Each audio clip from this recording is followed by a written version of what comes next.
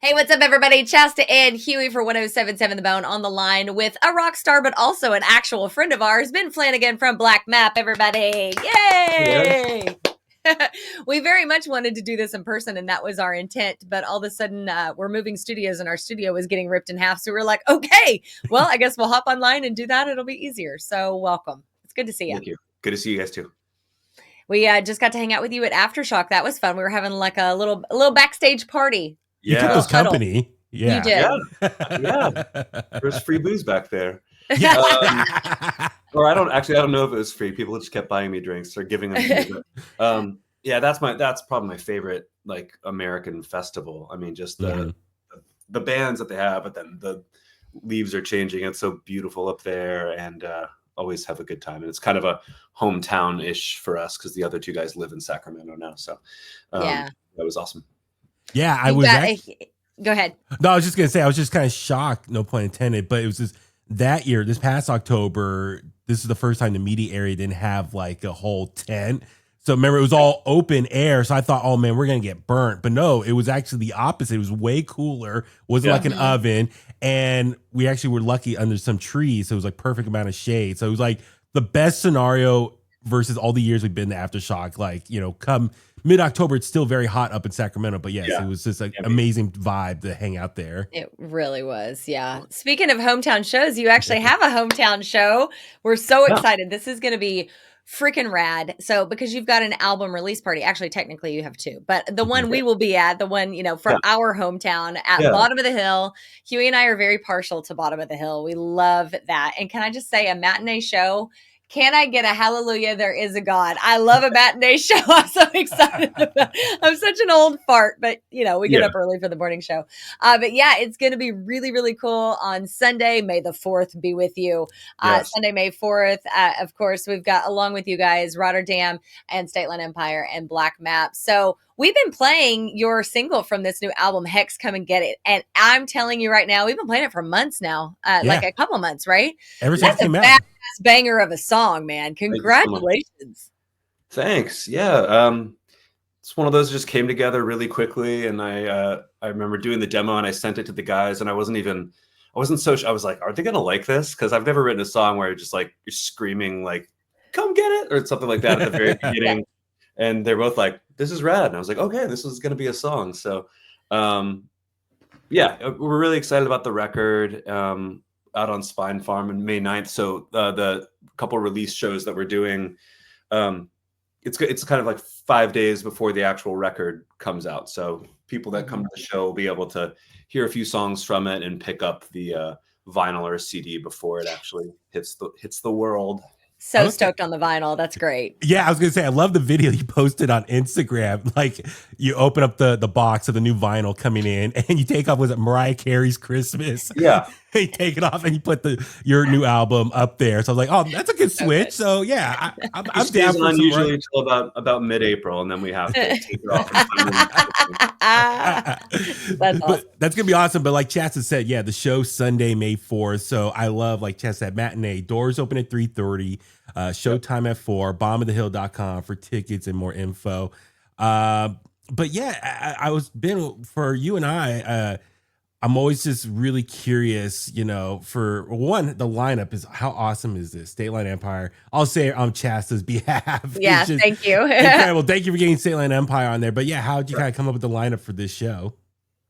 How did we come up with lineup? I know Scott from that band, and we just wanted we've never played a show with them or this band Rotterdam. I kind of actually just did some research and looked up like hard rock bands from the Bay that we haven't played with before, and reached out to them. They wanted to do it, and Scott and I have been talking about doing a show for a couple years now. So put it together, and like the daytime thing is awesome for me. Like, I've been to so many of these matinee shows there. Some of my favorite bands. Like, I saw actually our drummer Chris, his old band Far, I saw play at like 2 p.m. I was just like, this is a perfect time to see some rock and roll. So I was really excited to do one of those matinee shows. So yeah, doors at like 3:30, like you said, and bands on 4 or 5. We'll be on at 6, and rock and roll for a few hours, and then still get home and do your thing. So yeah, I love that. I love the mix of that. I'm excited to see Rotterdam. I haven't seen them before, and it makes a lot of sense. Now, this is going to sound really biased, obviously. I hate that part of the sentence, but it is what it is. It's true. I feel like State Line Empire and Black Map do make a lot of sense because melodically, like you guys have this like big rockin' sound, but there's also so much melody that goes into that. And like whenever Hex came out, I remember when Huey and I first heard it, we were like, damn, like it's amazing to me how you can make this sort of really larger than life arena sound. Like what goes into that from a musician standpoint? How do you create that sound? Because there's so many songs that don't have that feeling, but that song is a perfect example of like when you hear it, you're like, oh damn, it's meant to like have that big feel. Thank you. I'm not sure exactly. I mean, we've been playing together a long time, and we're a real tight band most of the time. And Mark, our guitar player, also he's such a special guitar player. Like he makes one guy sound like 3 or 4, lots of delays and use of ambient stuff. And we also have a few songs on this record where we layered some cool synths underneath. Like the first thing you hear in Hex is this just weird wow, wow, wow, kind of sounds like I don't know what it sounds like. But we wanted to add some more layers on this record. So I don't know how, but I'm glad you think it sounds big and arena ready. I hope we have some arena shows coming up. I mean, Huey and I are not musicians. Actually, Huey, you play guitar. You play a little bit. We little bit of guitar. I can fake it till you make it. But I'm always fascinated by that because, like with State Line, one of their songs they layered drum tracks and like 100 times over. That's not an exaggeration, So there were like these really significant decisions on how to make the sound of a song. Like you were just talking about layers, making it sound like it's got more space and more depth. And I think with AirPods and the dimensional sound that we have access to now, it's an interesting turn in music. And I think it's only going to get more interesting as we move along, Agreed. Actually, and also, is it true this song was inspired by like the James Bond movies or there's some connection there? Only sonically, kind of in the chorus. There's kind of a so the lyrics aren't about espionage or anything like that, but there's a like the Bond theme has this musical motif that's kind of la, la, la, this chromatic thing that the movies have been doing, and then a lot of the songs that have been in the films, like Chris Cornell song and an Adele song, kind of use that motif. So I just borrowed a little bit of that vibe in the chorus, I think. Is that where you usually get inspiration? Is from movies, or do you get inspiration just from other aspects of your daily life? Everything. Yeah, I'm always looking. I'm always listening. Sometimes you'll hear a car horn that has a weird interval or a weird sound, or you'll hear something at the grocery store, some beeping. I always have my ears open for little life giving you little bits of music. And that right there is the life of living with a musician. That is so true. Jay wrote a drum beat off of our dryer one time. Our dryer, like it had like shoes in it or something. And it was like, boom, boom, but like it was making this thing and he heard it and he was like, oh, that's cool. And so he like starts drum riffing off of our dryer. And like this week he's zipping up his jacket and he's like I posted on Instagram, but he starts making this like crazy sound with his jacket. I was like, musicians are just a different breed. And that can be good and crazy as well. Probably more of the latter, but yeah. And also the cool music. The music video too, it's really cool. It's like you like in a like cheap hotel and stuff, but the location you filmed this music video, it's quite unique.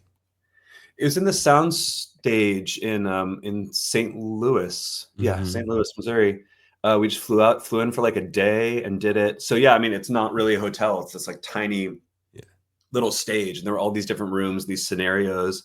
It's like a bloody bathroom and like a cage, and like there's a million different things. I was like, I don't think I want to be in either of those. I think I did end up being in the dirty bathroom. You can see me singing into the mirror, and it's like filthy. And at one point I was about to like wipe it off, and the director's like, no, that's like it's supposed to be like that. Like, don't change the vibe. It's funny. I didn't draw something phallic on it or whatever. We would have gotten kicked out. But I wanted to. Yeah, it was a really fun experience. We'd never done flew somewhere to do a music video. We recorded at a bunch of different places, but it was a really cool experience. It was fun. How'd you find a soundstage like that? Like, how did that come up in the middle of The wherever you director, say Illinois? guy named JT Ibanez, he was just recommended to us through the label, and we thought we saw some other stuff. I think like who was just in there before us? Like Tremonti was just in there a few days before us, and he had done like POD and a bunch of big bands, and we thought his stuff looked really cool, and we rolled the dice to work with someone we hadn't worked with before, and we thought it came out great. Well, paid off. Is Badlands I know that's a new music video that just came out for you guys, your third signal from the album, but yeah, was that film St. Louis as well? No, that was just in our practice studio in Sacramento. Yeah, we did that in like 2 hours. Had this really talented photographer that we had worked with before named Carlos Almanza come in, and he just we ran the song like 6 times, and so that was a kind of opposite of the St. Louis approach, right? This like really long day, tons of different crazy camera work. This was another really talented guy just went, all right, play the song, and filmed us, and I think it came out really cool. That's so cool. You've got this new album coming out. I always wonder how it like feels in your tummy when you have a new album that's about to be like birthed into the world, because I have to assume, again, I'm not a musician or a lyricist, but I have to assume like writing an album like that is a very personal and or cathartic thing. And you're putting, a lot of yourself into these songs and these albums. Do you get nervous? Are you worried about how it will be perceived, or what are your thoughts? I think about how it's going to be perceived. Yeah, I do, but I really try not to like bog myself down with it, because I know it's good, and I'm really like confident in that. But I think as an artist, I'm not going to be one of those people that pretends that he doesn't care at all what other people think, because I do. I want people to like it. I mean, I do this for me, but a big reason I do it is how much music has meant to me over the years and formed so much of my life. Is I really enjoy when I hear fans say that I've made something that they really appreciate. That brings me so much joy, because I know how much joy music has brought me. So I care about that element. Yeah. I'm reading a book called The Let Them Theory, and the idea is just allowing people to do and think as they will do and think. And that's so simple in what it is, but it's so much harder to actually do that. Sure. But I think in some ways, once you release that album, it's almost ours as the listeners, as the fans of Black Map. It's like you owned it before you released it, but now I own a piece of it. That's the way I see it. I get very territorial over bands that I love and songs that I love. I feel like I put a claim on them in some way, but that's a good thing for you, right?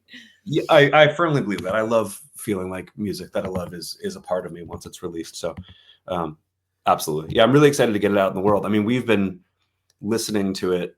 I mean, I'm not sick of it. I still love it, but we've been listening to it for like, 8 months now. It's been done for a little while. We finally found the right window to release it. So it's going to be a nice feeling to, and people have only heard 3 songs off of it so far. So excited. How is that though? You said you get a big kick out of when a fan tells you what a song means to them, which is, I think, probably the greatest compliment you can get as an artist. Is it trippy though? Sometimes maybe people misinterpret it, or I don't know, maybe misinterpret is a harsh word, but like they take it in and it means one way for them, or the song has a meaning for them in a certain way, but maybe different what you were inspired or what you want that song to mean to people. That hasn't happened too much, and it doesn't really bother me when they do think the lyrics are about something else. I try to make my lyrics relatively pretty poetic and open for an interpretation.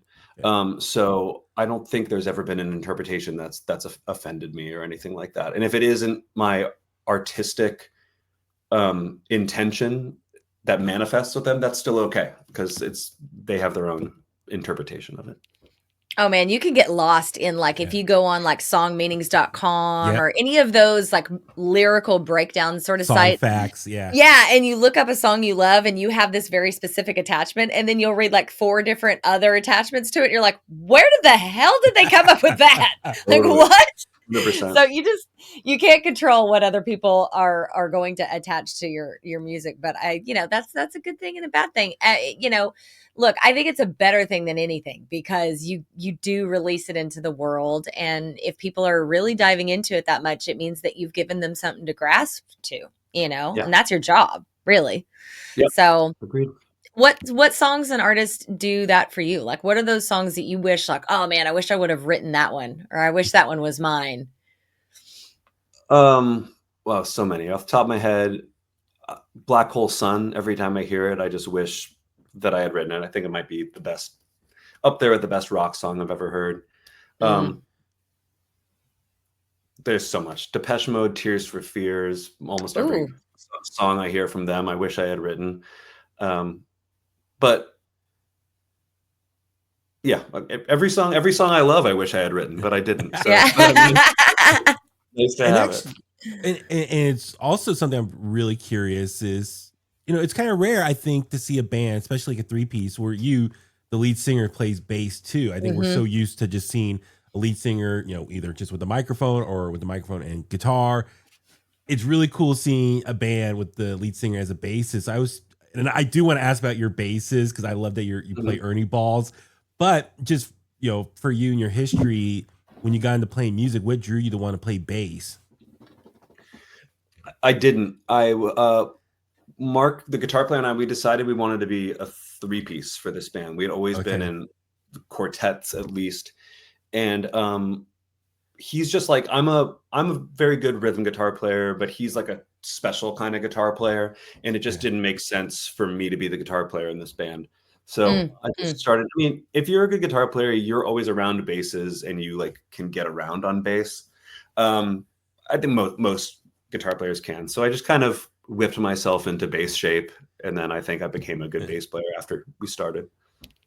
Yeah, the Ernie Ball basses, to me, I love seeing those on stage or seeing musicians use those specifically. Like for me, I grew up a huge MXPX fan, so Mike Herrera. Oh, nice. Yeah, he's used those for nearly 30 years now. So I'm always, and I think it's something we don't maybe ask enough in a lot of some of our interviews, rockstar interviews. Like, how'd you end up deciding to playing an Ernie Ball bass versus like Fender or Gibson or all the other great bass lines out there? They offered me an endorsement. They said, well, they helped me out with basses when I didn't, because I didn't have a bass before this band started.